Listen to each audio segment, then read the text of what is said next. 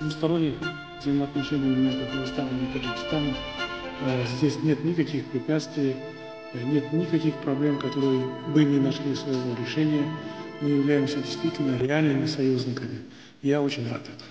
Успешно развивается наше двустороннее сотрудничество в торгово-экономическом и культурно-гуманитарной областях, а также в сфере безопасности.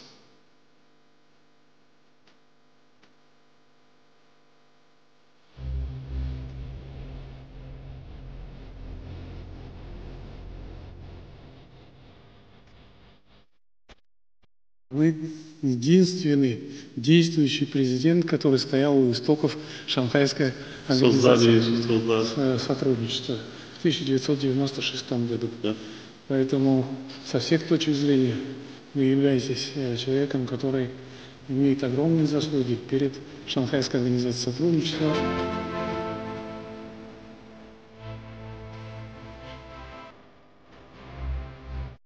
Республикасының президенті Эмомали Рахмон.